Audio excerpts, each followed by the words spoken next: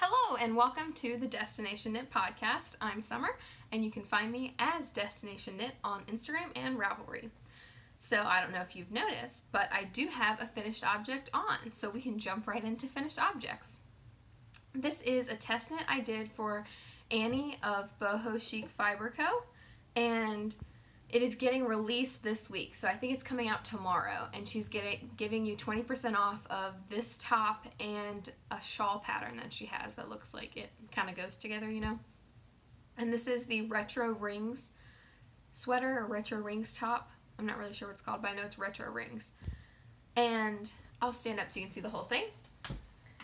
It's got a slight crop to it, and it's short sleeves, and it has a nice yoke to it. And it's got 5 colors in the top. You can't tell because I'm wearing it, but the back does have some shaping, so it's a little bit higher around the neck and the back. And I think it turned out pretty nicely. Her pattern was really well written. I didn't see any like typos or like misinformation in it when I was like knitting it, and that was the test pattern, so she's actually updated it since then.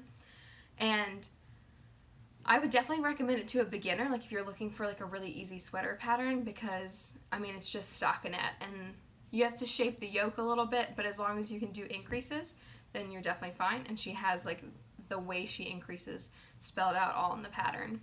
So I would recommend, and then you don't have to, since it's short sleeves, you don't have to worry about like shaping the sleeves and making sure you do your decreases right on both sides and stuff. So I would definitely recommend this to a beginner, as long as like you know how to knit in the round and you know how to do increases and decreases. Well, you don't have to know how to do decreases, as long as you can do the increases that she suggests. So my top, I did this gray color, is the Cascade Heritage in the silver colorway, I believe. It's all on my Ravelry page, if you're wondering. And then the rainbow colors are part of a mini skein set that I got on Etsy from the Sheepy Shire, and the colorway was Autumn Rainbow, and it also came with a yellow, but since there were only 5 color options, like 5, what are these called? 5 sections for colors, I guess. I chose to not use the yellow because I didn't like it as much as I did the rest of the colors. I don't know if I should add anything else. If I were to do this top again, I would probably make a smaller size because it's a little bit baggy. I knit the 3rd size because my bust would have fit that 3rd size with the positive ease and everything.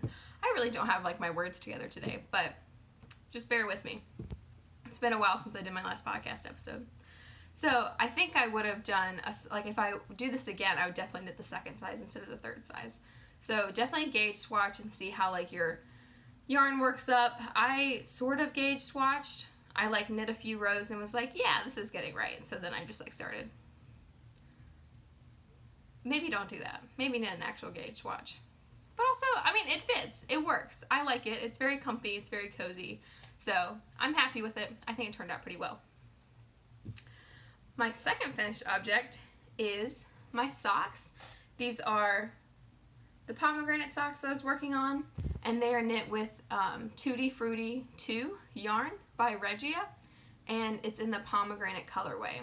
I knit these toe up on US size 1 knitting needles, and I did a Fish Lips Kiss heel, and this is the first time I ever did that heel, and I thought it was great. I thought it was really easy. Like, the pattern is really informative. It's like a 20-page pattern or something, which seems really intimidating, but she goes really in depth on like how to get the perfect measurement for your foot and like how to make sure your sock's gonna fit really well. So I would definitely recommend, and I think it's only like a couple dollars, like it's only $1 or $2. I'm not sure. My mom bought the pattern, so I don't remember. But I would definitely recommend it, and it fits really, really well. This heel fits really well. I might honestly, I'll probably like include it in other patterns. Like if I knit someone else's pattern, like for a pattern sock, I might do that heel in there because I do enjoy it. All right, let me get some water. Honestly, I've been home so often by myself that I forget what it's like to talk to people.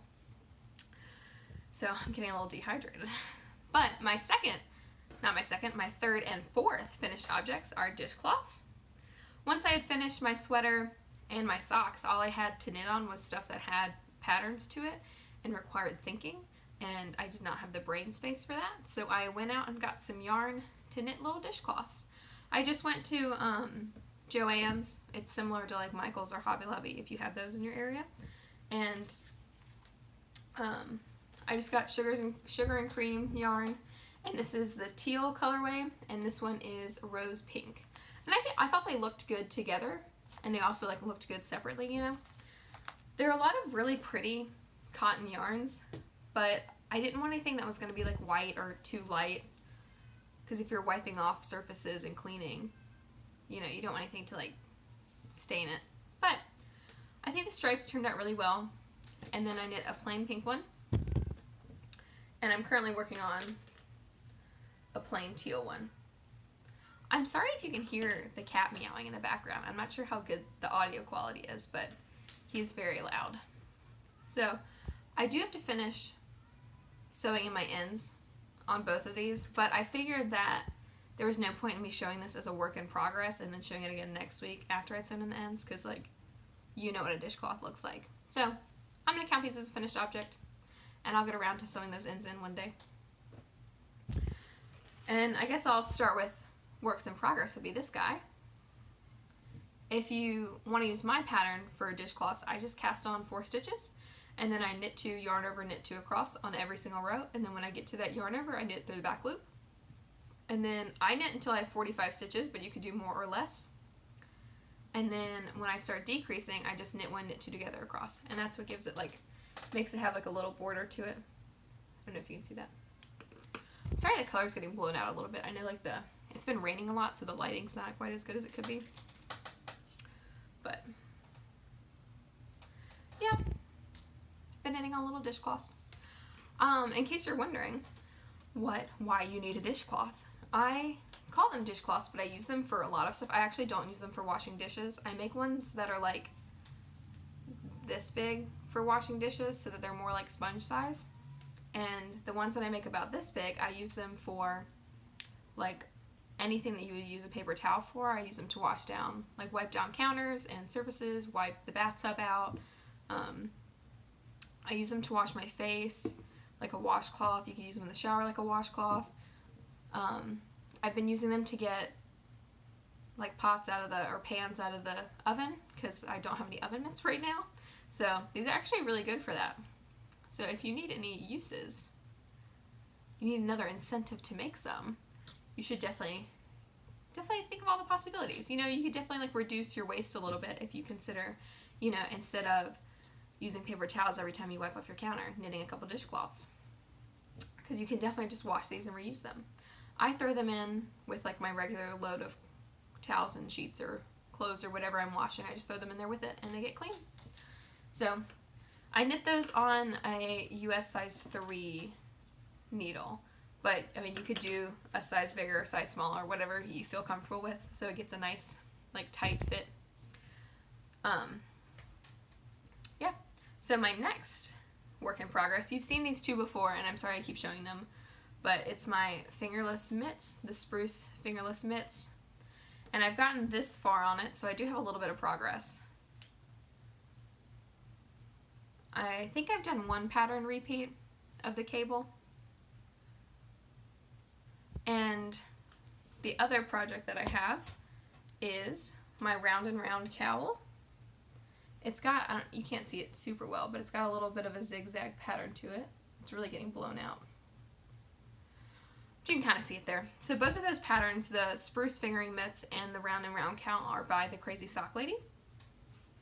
And the reason I haven't really worked on it recently is because the fingerless mitts require a lot of brain space to do all the cabling and remember what pattern row you're on. And then the cowl, I don't really know how long I want to make it. And in the pattern it's pretty long, and I'm not sure I want that much stuff around my neck, but I only have this much yarn connected to it. It's pretty small. And I have more yarn, but I want to make sure that I have enough to do the mitts. So this is how much I have for the mitts. And then I have a hat that I want to make. So I want to make the hat and the mitts. And then I want to see how much I have left over for the cowl, if that makes sense. I'm not sure if that all made sense. But I should have enough yarn to do everything. But finishing the cowl is going to be reliant on how much yarn I have left over, because I don't really have like a set length that I want. I don't like really want it to be 13 inches. I think it's 13 inches in the pattern. I'd be okay if it was a little smaller. So I'm going to wait until I have the fingerless mitts done and the hat done to start, or to finish the cowl. I think that's my plan. I might work on these mitts today. I feel a little more energized, and also the lighting's pretty good today, so I think I could work on them. I have a really hard time seeing this like really tiny blue yarn. This is Cascade Heritage in the navy colorway, so it's fingering weight, kind of slippery, but very soft.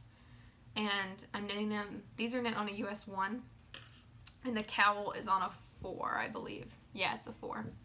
And in case you're wondering, I do have, these are all Chai-Gu needles that I use, and these are my interchangeable set. That's what I was using for the dishcloth also.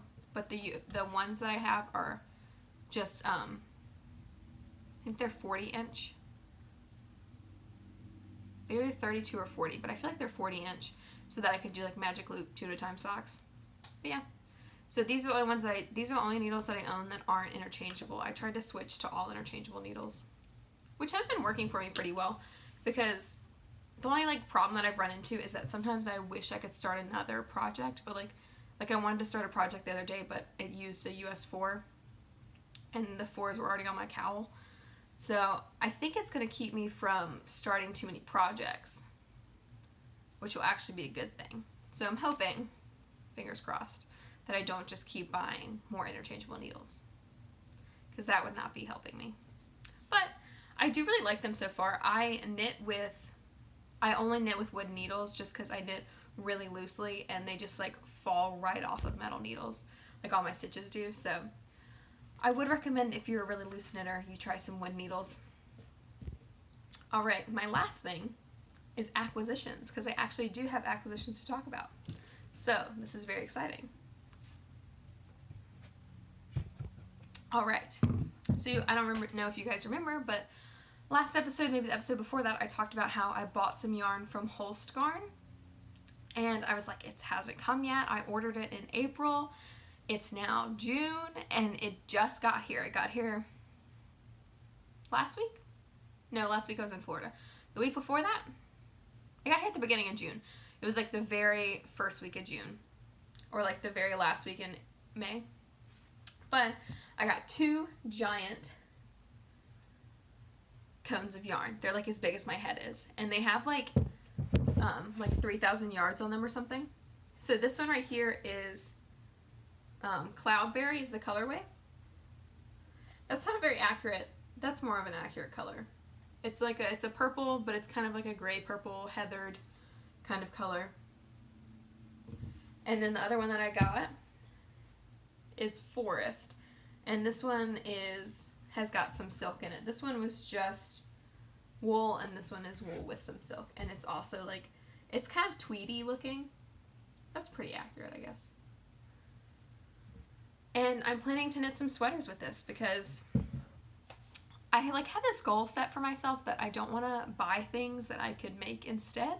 And I've recently gotten rid of a bunch of sweaters just because they were not really my style anymore, or they were pilling really badly or faded or whatever. And so I've decided to make some sweaters. We'll see how that goes. This one, I've decided that I'm going to start the Easy One by Joji Locatelli. And I think I'm going to try to get my gauge swatch done today. I'm going to knit an actual gauge swatch so that it actually turns out my size.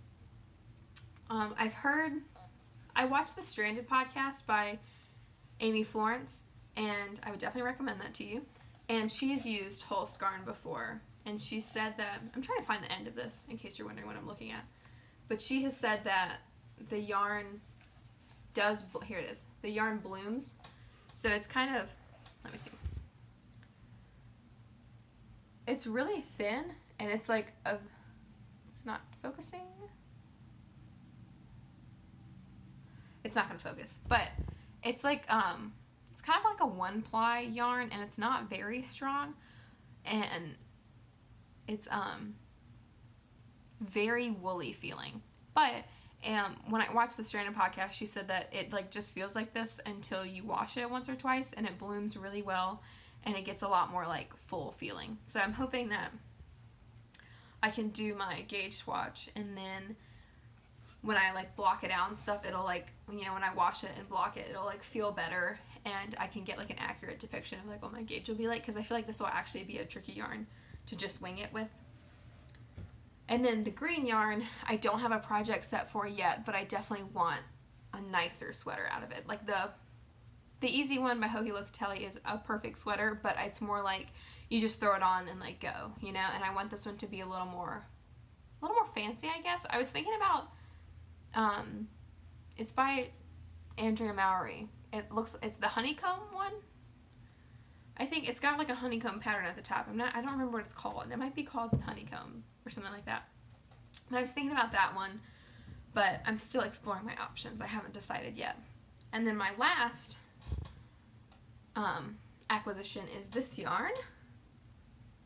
I got it at the Yarn Parlor in Rocky Mount, and it's to knit a cowl with. I don't have the pattern with me right now. Actually, I do. Hold on. So it looks like this, but it's knit in, I don't want to give too much of the pattern away, so I'm trying to see if there are pictures. Yeah, so this is a good picture of it. It's knit with like, in little like diamonds or whatever. So I guess this is a schematic of it. So you knit like little diamonds at a time, and this yarn is self-striping, and it actually like makes like each diamond's like a different, each like row of diamonds is a different color, and it turns out really nicely. She had a Diane is the owner of the Yarn Parlor, and she had a sample up in her shop, and I was like, oh my gosh, I have to make that.